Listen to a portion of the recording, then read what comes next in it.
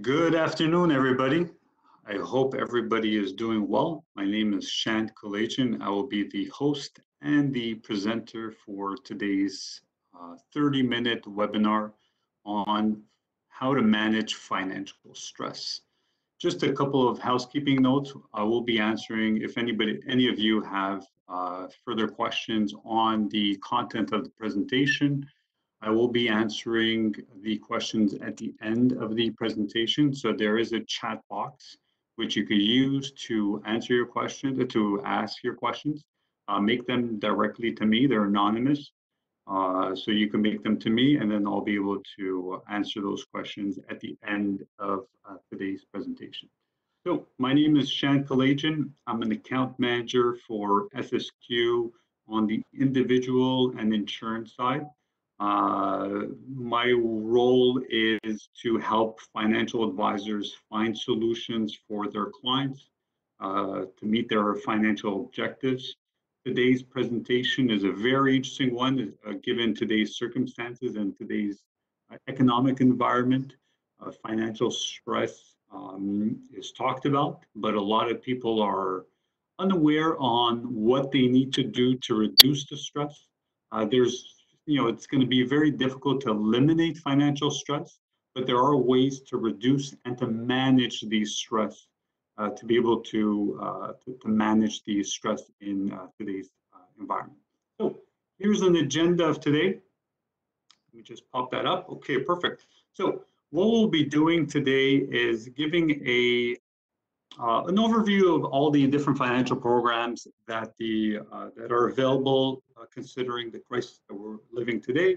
We'll give a little bit of a landscape on why is there financial stress, what's the current landscape of Canadian households, what's their concerns, what are their issues. So we'll be focusing on that. Is financial stress common? What are the impacts on financial stress on whether it's your health, your work, and so on and so forth, and some tips to reduce stress levels. So hopefully the goal of today's presentation is to give you one or two ideas, one or two ways to help you manage / reduce the stress level of finances.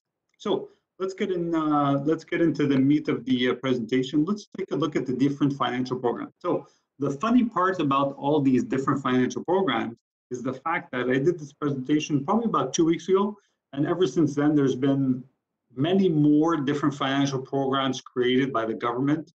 I just read one today saying something about they're going to help pay some commercial rent for landlords. So there's a whole bunch of different financial programs that are popping up. Here's a brief, of some of the key ones that I put down. The CERB, so people that have been told to stay home, they can't work. Basically, they will get a $2,000 a month every 4 weeks for up to 16 weeks, and even that has been extended. That's been extended until I believe people will get their last payment in sometime in October. So the program has been extended. So anybody that's lost their work because of the crisis, well, you will be getting a $2,000 every 4 weeks. Don't forget you have to apply for it on a monthly basis. And do not forget that that's a taxable amount. So the $2,000, whatever you accumulate over the period, that is something which will be taxable. So the $2,000 is really $2,000 gross. So there will be some taxes payable on that. And then you got all the different criteria to meet, but we're not going to get into the whole description of each qualification. Canada Child Benefit, the government is giving an extra $300 per child through the CCB, which is the Canada Child Benefit Program. Retirement plans have been changed as well too. So the minimum withdrawal. So if you are withdrawing from your RIF, you can reduce that by 25%. So your minimum payments can be reduced. So that's also another program that came up. In terms of taxes, tax season usually is end of April, but this year what they've done is they've extended it until June 1st, 2020. So you have to file by that date. And any new income tax balance or installments are deferred until August 31st, 2020, without incurring any interest and penalty. So that's also gives you a little bit of relief if you do owe some taxes to the government. Suspension and repayment of, so suspending repayment and interest on student loans. So if you have any kids or if yourself you're a student, your student loans have been suspended until September, at the end of September. Mortgage deferral. So all banks are giving clients who have financial hardship up to 6 months of mortgage deferral. So first you have to call your bank. You have to ask them to be able to defer your mortgage for 6 months. Just be careful that you will still be paying interest, and that interest will be added on to your mortgage at the end of the amortization of these 6 months.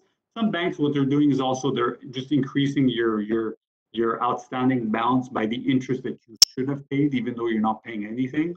And don't forget one key thing: if you are paying your school taxes and your property taxes through your mortgage, make sure you still make those payments, because those are still you still have to pay for the credit cards. The banks are offering clients in financial difficulty to lower interest rate. What I've read briefly is about 50% reduction.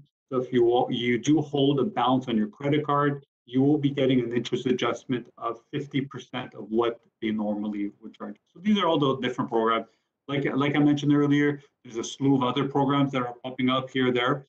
So if, for those interested in those programs, to keep aware, just visit the Canadian government website and they'll give you all the different programs that are currently available to help you manage stress. So the whole goal is to help you manage stress. The government is doing some programs to help everybody go through this crisis. So let's take a look at, sorry, just skipped that a bit too quick. So let's take a look at the current landscape of Canadian households.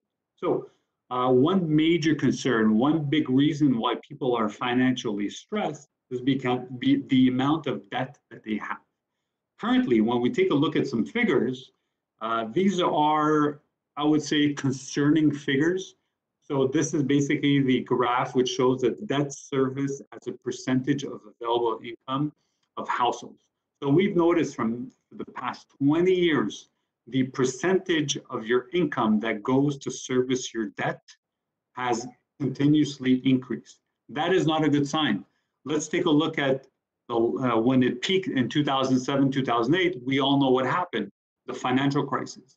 And what's concerning to me the most is the fact that the interest rates that we're paying on these debts are significantly lower than what they were in 2007, 2008. So interest rates were actually much higher at that time versus today.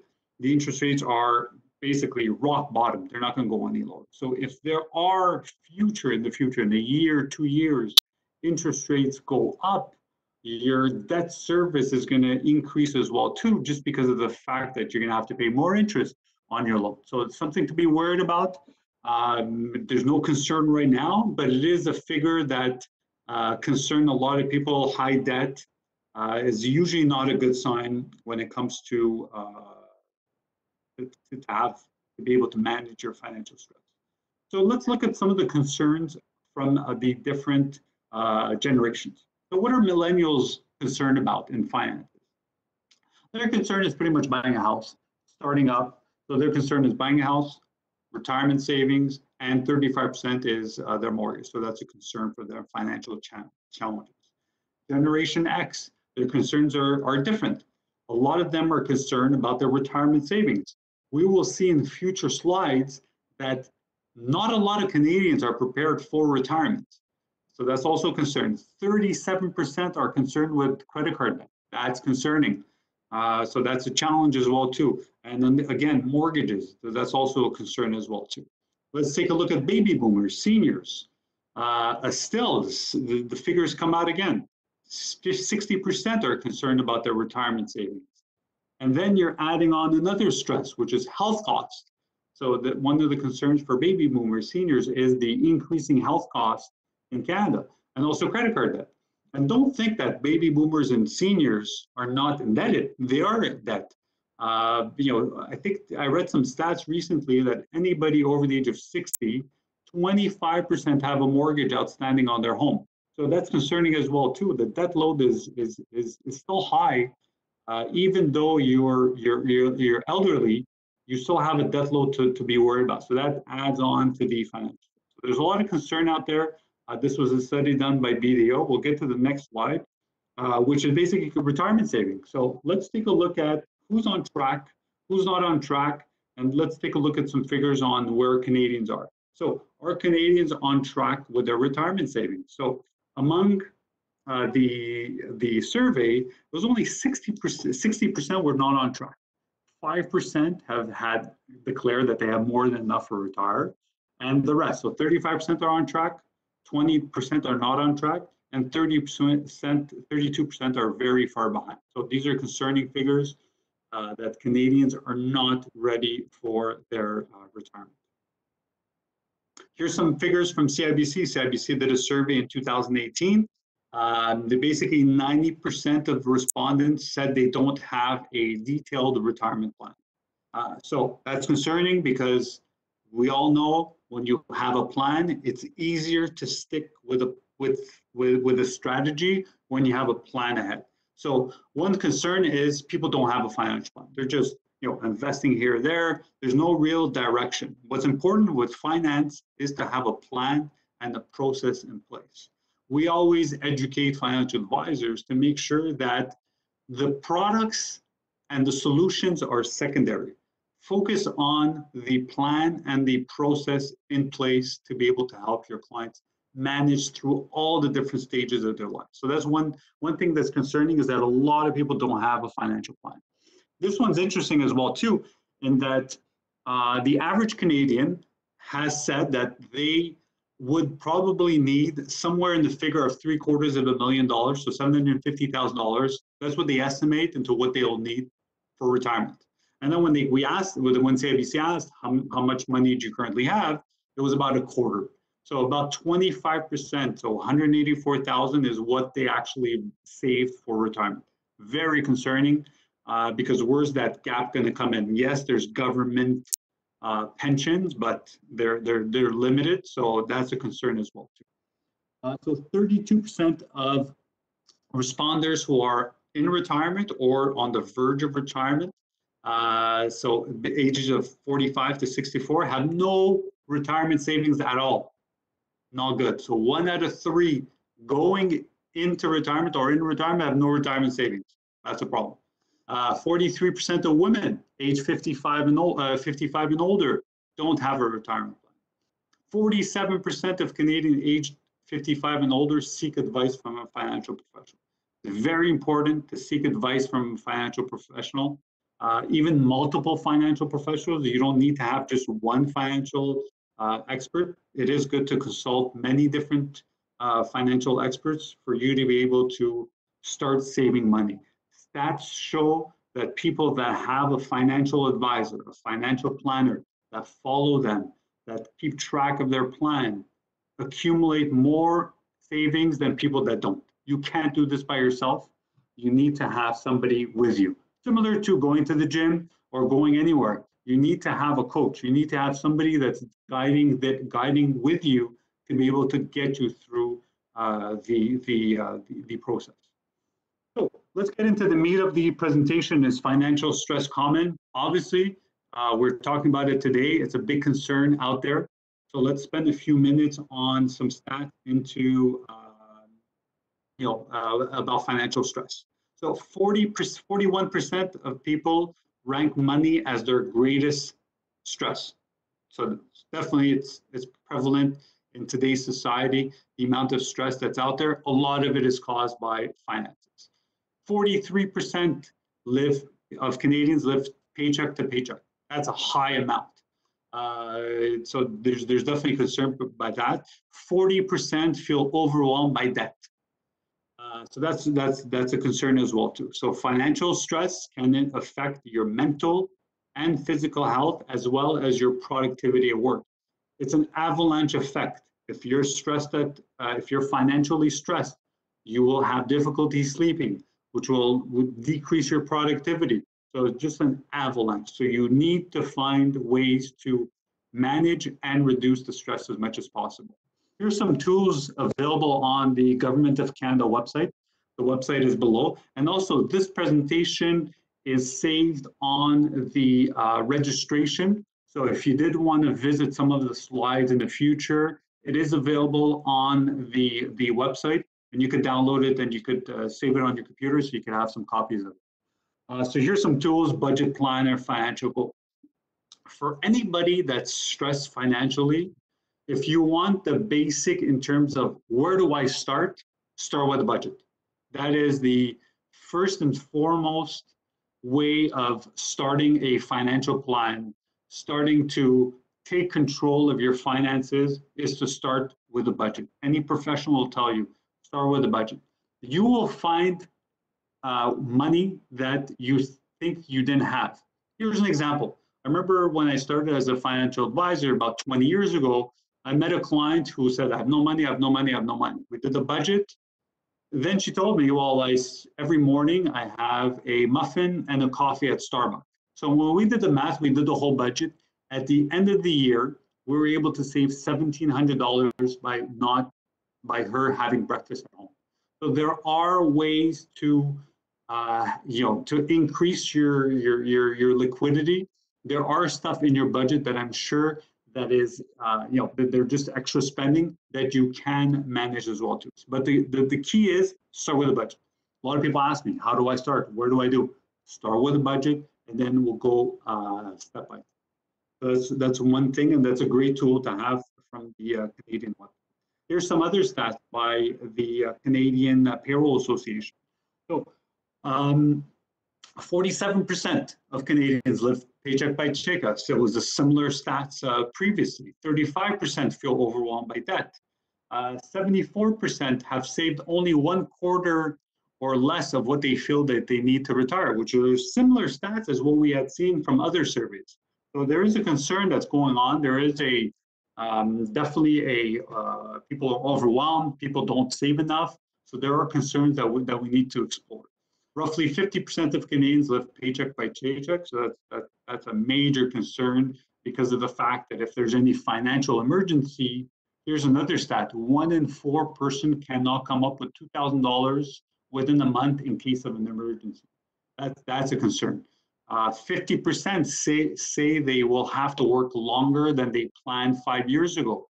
People assumed by 60, by 65, I'm going to be able to retire. Well, in today's environment, most likely that's not the case. We are seeing people retire at the age of 70, sometimes 75. Sometimes people will not be able to retire at all. So that's also a concern as well too. Spending levels have increased. Groceries, life gets more expensive every year, so that's also a concern too. And 41% of people spend all or more of their net pay. So that's also definitely a huge concern that we have. The Canadian Payroll Association recommends that you save automatically 10% of your paycheck into a savings plan. It's ideal, but it's not something that's being done in practice. So it's very important to save directly from your paycheck. If you do have an employer that has a group savings plan, some sort of investment plan, get on there, take the money straight off your pay, don't see it so you can't spend it. That's also one strategy that we'd like to have, is that let's take it off your paycheck so you don't have the ability of spending it. So some other stats, this is from PwC, so PricewaterhouseCoopers. Finances are the main cause of stress. So 59% of responders said that financial or money matters challenges are their number one cause of stress, followed by 15% their job, 12% their relationships, 10% their health concerns, and 4 others. But also what's interesting is the finances can also lead to all the other stresses as well too. So you could be financially stressed, and then as a sideline, be stressed about your job, be stressed about your relationship, because when you're financially stressed, there's a lot of stress within the family as well too. And then there's the health concerns that come in. Just a quick, there's definitely a link between the financial side and the health side of someone's being. Just a quick personal note is my father used to own a grocery store back in the late 90s, and it was going through some challenges. Things were not going well. They were on the verge of bankruptcy. Six months before closing the store, my father was diagnosed with prostate cancer. Everything is good now, so there's no concern. but there is a link between financial stress and health. So you have to be able to find ways to reduce and manage the stress appropriately, so it doesn't affect your health. So what are some of the impacts on financial stress? So stress or anxiety, they're two different perspectives. Stress, this is the medical definition, is a condition in which people fear failure, but are still able to take action and to tackle the problems. You need encouragement and make sure to move forward. You look for support in overcoming the task at hand. So stress, some people find stress beneficial. Athletes, some professionals, they like stress because it makes them go to the next level. Versus anxiety, which is a different condition, which is basically makes people debilitated and unable to take action. So when you're stressed, you are still able to take action and to take action on certain things to make your life better. Versus if someone who's anxious, who has anxiety, they're very they're very inside themselves, and it's difficult for them to share and to take action. So there is a difference between the two. Are you financially stressed, or are you anxious? There's a difference between the two. Stress, sometimes it's good because it makes you do stuff that you normally don't do, maybe take risks that you normally don't, and it actually pays out. Versus an anxiety you're really difficult to take action. So are you financially stressed or anxious? Two totally different connotations. Stress on your body. So stress is normal and it can be optimal for certain performance-related tasks. Stress can help create a sense of urgency and force someone to take action. So if you do know in your specific circumstance that your retirement savings are a concern for you and you're stressed about it, well, there's one way to do it. You're going to have to take action. What are some of the ways to take action? Well, we'll discuss it very shortly. Stress becomes an issue when it interferes with a person's ability to do their daily tasks. It impacts their health, it interferes with their family lives, and it turns into anxiety. You do not want stress to get to that level. You want to make sure that you're able to handle it, you're able to communicate, you're able to take action. And communication is very important when it comes to dealing with financial stress. It is very important to communicate with your family or your financial professional. So here's some stats about how financial stress is directly linked to health and mental health. So people who are dealing with financial stress are twice as likely to report poor overall health and 4 times as likely to suffer from sleep problems, headaches, and other illnesses. In the long term, high financial stress can lead to serious health issues like heart disease, high blood pressure, as well as mental problems, such as depression, anxiety, and not to mention relationship issues. So what's the number one reason of divorce?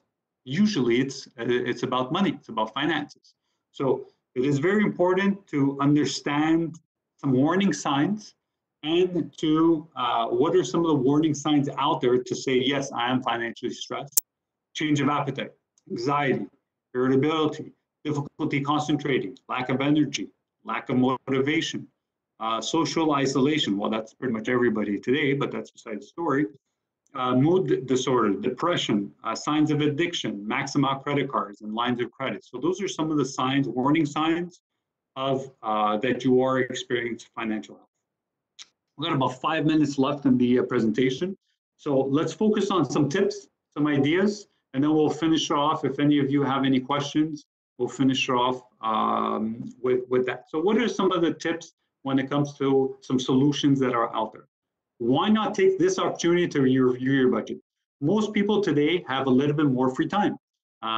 So let's take a look, review your budget, and it's a good starting point to identify your stress. So what I recommend is if you are financially stressed, start with a budget and let's focus on the first item. Do it one at a time.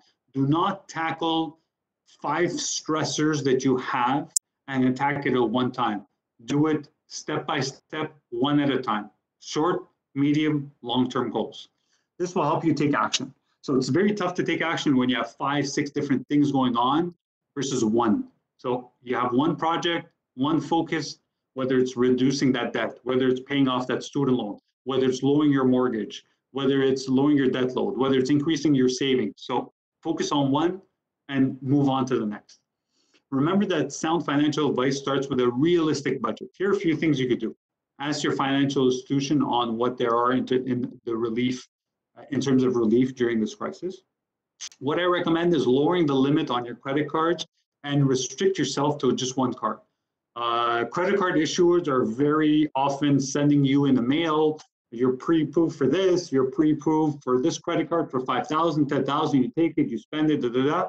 So focus on one card, just stay with one card, don't accept any offers, don't increase your limit, just stay within your separate good debt from bad debt. There are good debts. If you want to take a loan to invest in your RSPs or invest in mutual funds or in segregated funds, or you want to take on there are good debts that are out there. Mortgage is a good debt because you're building equity in your home versus bad debts such as credit cards, unsecured line of credits. Those are debts you want to reduce as much as possible. Use a notification and a reminder to make sure you pay your accounts on time so you don't avoid any interest fees. Be wary of buy now, pay later. You buy today, pay in 2022. One principle is if you cannot afford it today, do not spend it. Wait until you can spend it. Despite the relief, it's best to continue paying your city taxes. We already discussed that. Avoid making impulse purchases. That's very important because in today's environment, maybe not today during the crisis, but impulse buying is very frequent. My wife has a philosophy, which is if I like something today, I go to bed, I wake up the day after, and I still want it, I still like it, then I'll buy it. So avoid trying to do impulse buying, sleep on it, and then if it's still a need, then go for it. Consult the assistance program. We already discussed that. Consult your financial institution. Debt consolidation it might be a good option for you if you do have too many debt, paying too high interest rate. A debt consolidation plan can be a good starting point to figure out the optimal level. So, coping with financial stress. So, identify your stressors and make a plan. Make a short-term plan, make a midterm plan, and a long-term plan. Goal setting is extremely crucial to success. Any successful person, any sports athlete, any business person knows that if you set a goal that is achievable, first of all, it is the first step into achieving that success. Talk about your worries. Communication is very important. If you do not feel comfortable, talk about it with your spouse or your brother, your sister, your parents. Talk about it with somebody. That's why financial advisors, financial planners are there to listen to your financial worries. Recognize unhealthy habits. So research shows that it takes 21 days to break a bad habit.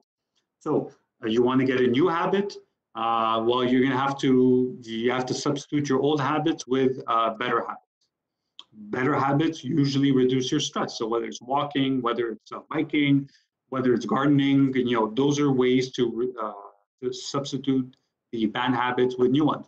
What's important is also to review your plan and adjust it over time. A plan today will change over the period. If you are dealing with a financial advisor or a financial planner, it is primordial to be able to adjust the plan and to review it at least once a year.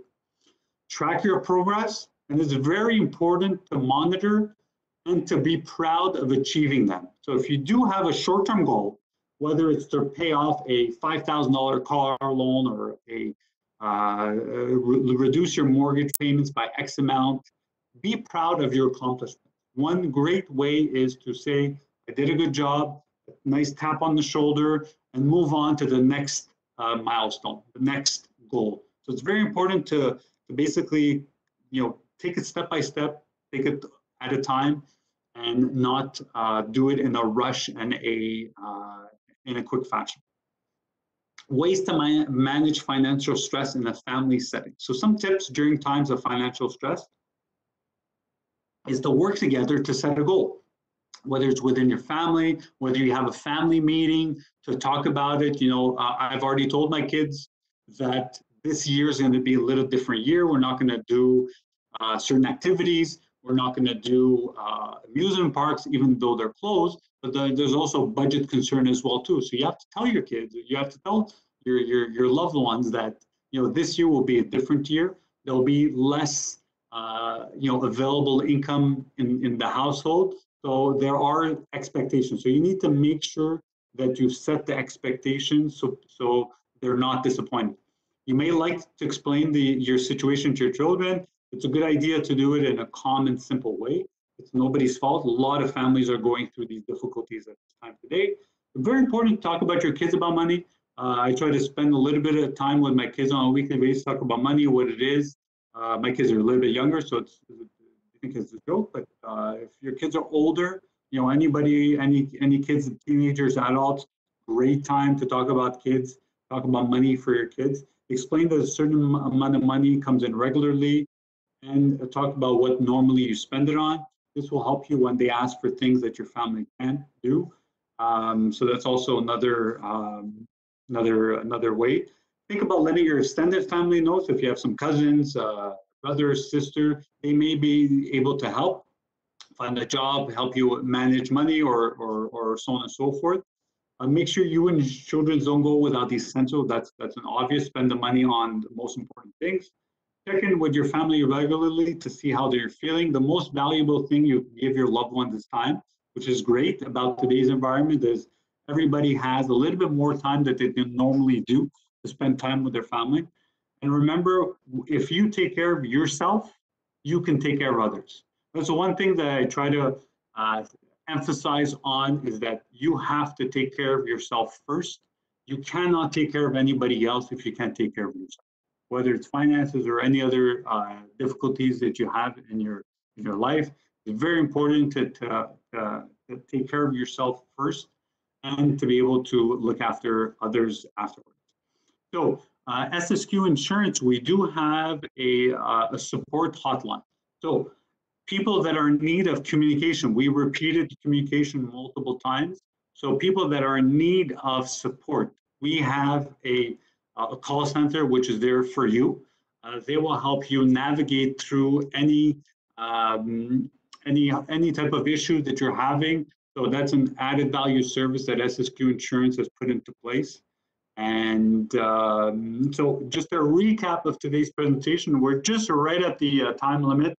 So a recap is normal to be stressed. Make sure that the stress doesn't turn to anxiety. Let's make sure you make a plan, a short, mid, long-term plan.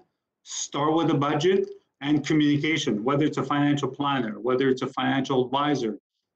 They're there to help you out, to manage and to navigate you through your finances across your lifetime. So that's very important to deal with a financial advisor. Most of them won't charge you.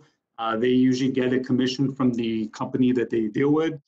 Or there's financial planners. Some of them charge you a fee to make a financial plan. They don't sell any products specifically, but a lot of them, what they'll do is they'll make you a financial plan to make you navigate through a process. Process is always the number one way to manage through issues. You have a process, you have a plan, you have goals, you encourage yourself that you're doing a good job. Those are some of the ways to help you reduce stress. So that's the end of the actual presentation. I don't know if there's any questions. Let me just check the chat box.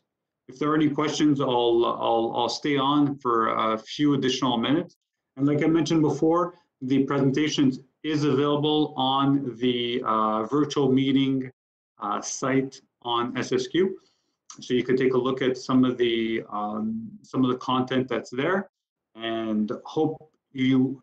The whole goal of today was just to give you one or two different perspectives, give you a couple of ideas, give you a couple of strategies, and to help you during this time. Everybody's going through some sort of financial stress today, but things will get better. But it's a great time to start. Start with a plan, start with a process, and start doing the budgets, and then that will help you reduce the financial stress. So, like I said, I'll stay on for a couple more minutes at the end of the presentation. And if there are any questions, I'll be able to respond them at whenever they come in. Thank you for your participation, and on to the next presentation. Hopefully we'll be doing a few more of these series. Have a great day.